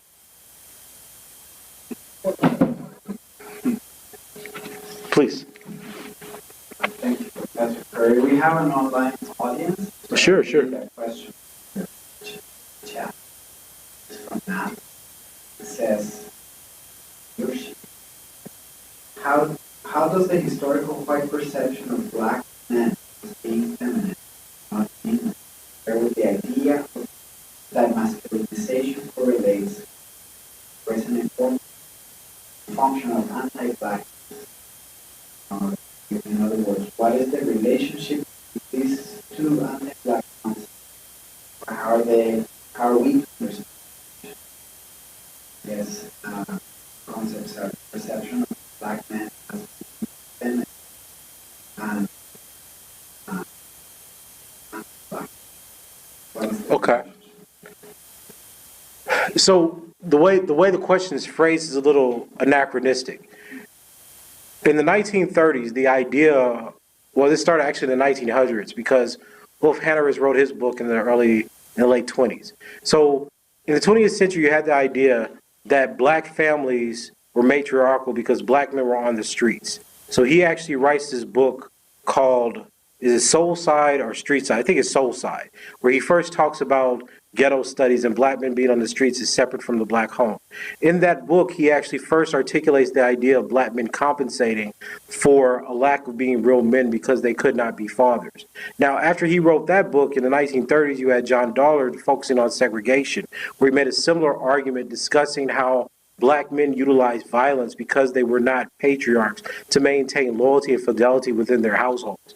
He suggested that segregation actually created a kind of psychology or frustration aggression thesis where black people utilize violence to take out their aggression against other people. What's fascinating about that study is that it was one of the first times that he actually diagnosed the kind of subconscious orientation towards femininity, because he said that patriarchal castes like white people actually designed societies to effeminize black men, meaning that in terms of how a segregated society was actually organized, is meant for the white patriarch to have exclusive rights over the white woman, partial sharing rights with the black woman, and the black man to have no exclusivity over any woman, so he could not develop a male psyche. And this went hand in hand with his economic denial, so that he was always dependent on white men for their livelihood. After the 1930s, this thesis kind of developed both through the subculture lens that we talk about and a psychological lens that I didn't discuss of hypermasculinity. So the idea was, since black men were not heads of household and fathers were not role models for black male children, black men were led or socialized by black women. So black women then taught black men how to be men. And what that led to was a female personality disorder. Now, that female personality disorder was actually called hypermasculinity. And the reason it developed was because black men took on female characteristics. One case study was like how black men want to be singers, or black men wanted to be artists. They didn't want to do other things that white men with father figures in the home wanted to do. So they suggested that in order to compensate for this female personality orientation, black men started embracing deviance and overemphasizing their male and masculine traits. This was one of the effects, they said, racism had on the black male psyche. Now, the way you asked the question put the two terms as anti-blackness and effeminization. But what you see is the racism or the lack of evolution of black men from the 19th century to 20th century is what destroyed their ability to be fathers or patriarchs in a real sense. That was a racial characteristic. By the mid-20th century, that developed into a kind of cultural and psychological temperament and practice, where the anti-blackness allowed us to read the orientation of black men as fundamentally deviant because they embodied female personality disorders because they weren't led by patriarchal households, but rather matriarchal households. So the real question is, how do we formulate the lack of patriarchy in black men as a racial type, either as savagery or psychosis.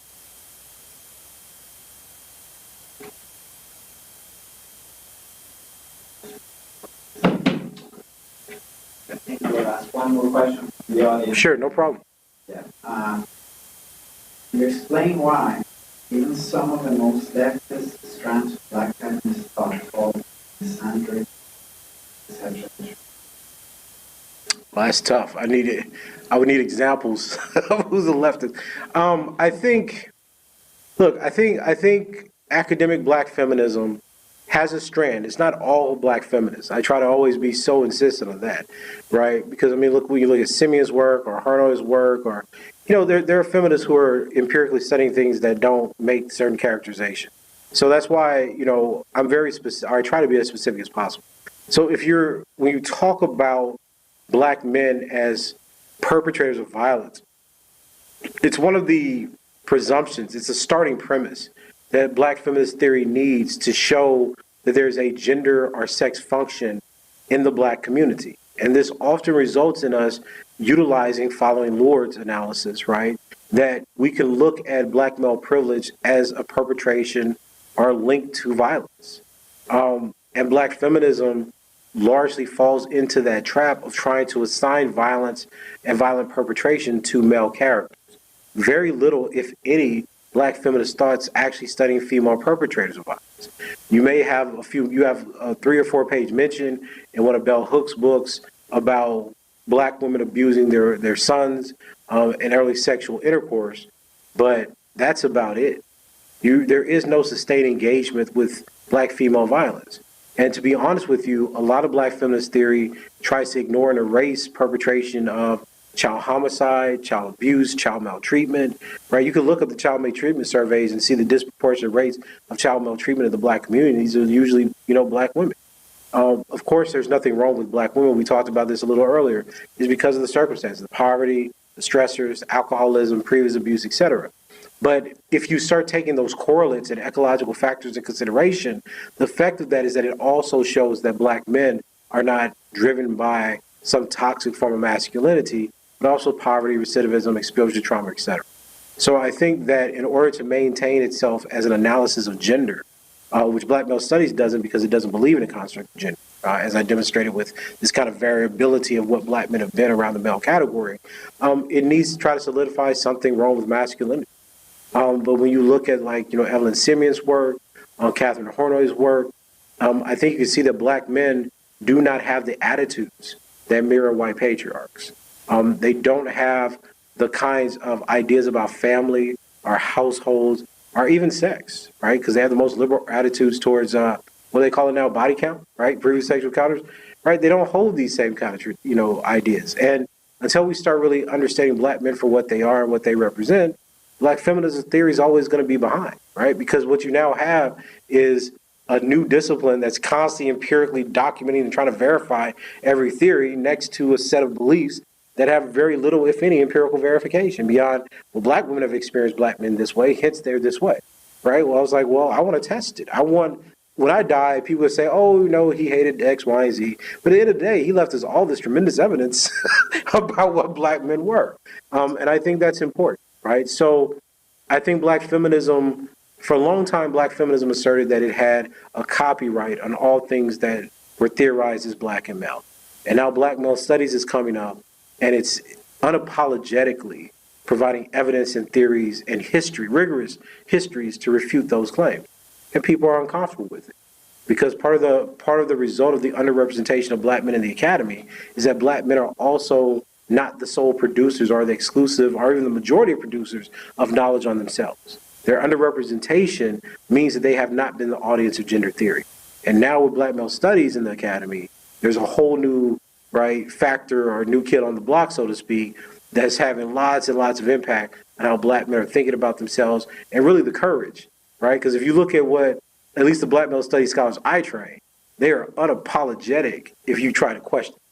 They have data for days because I train them to have data, right? So it's going to change, it's going to shift the discussion. And I think that a lot of black feminists don't want to have that debate, so the best thing they can do is try to censor it and keep it out of American institutions. But there are other continents that seem to be more than happy to have black male study scholars on their faculty, and are even encouraging given the rigor of the research that we do.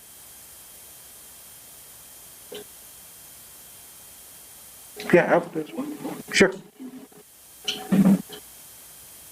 What's up, man? Well, I'm coming down. I just want to say thank you for the talk and thank you for the work.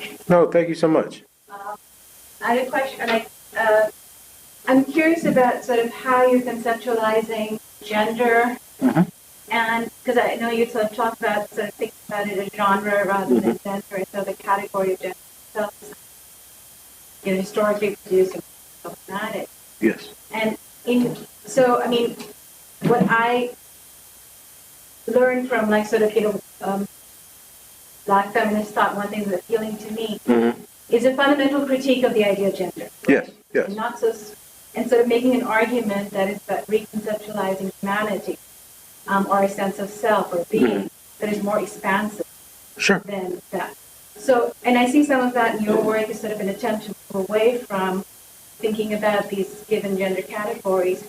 But there's sort of this, I'm really curious about, I would love to hear you say a bit about, are you thinking about sociological gender, right?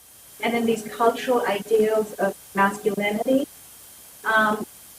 And then this idea of, so how are you thinking about those things together? And then in your broader theory of gender, is there a male-female thing still? Or are we stopped removing that and thinking about just multiple genres of being that are not necessarily gendered in that way?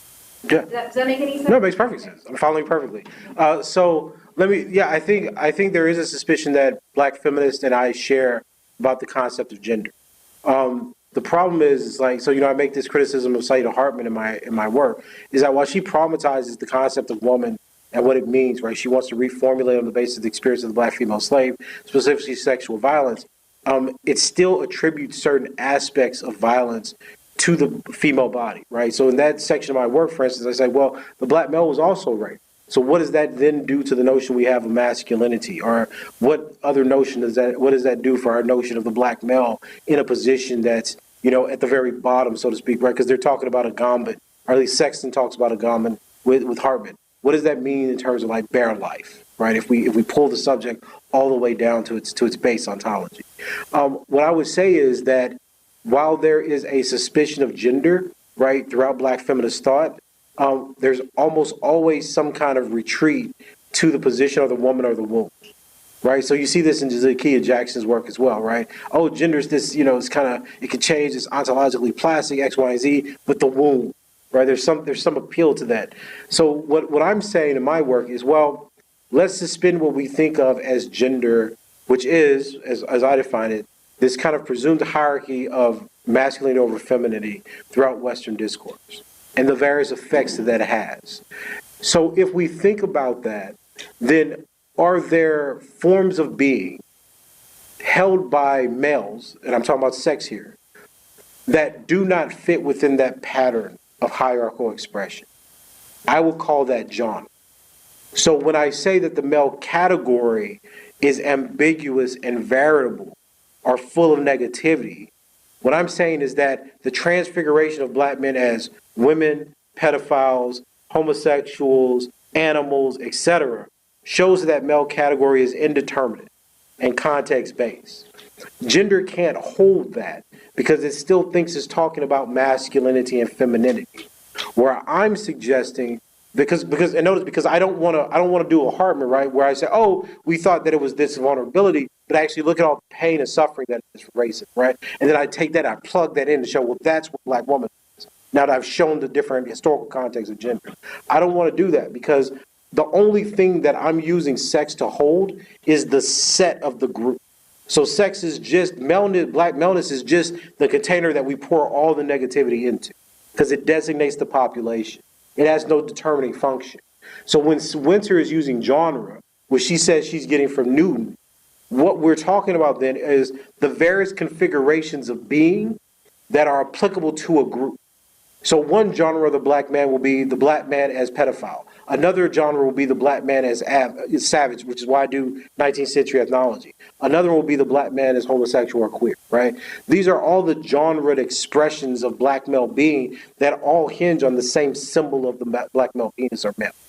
Which is why black male studies scholars are more interested in talking about phallicism, or these contradictory aspects that are simultaneously held on racialized men, specifically black men, as the dominant operation of the male category. So it doesn't have a determining function. It forms a schism where black men are indeterminate and then context-based are. Does that part make sense for the history? Right? So your second question, remind me really quickly. Pause. Well, I wanted to make sure I answered the first one so well, and I forgot the second one. I think just your understanding of you've explained that multiple genres. Yeah.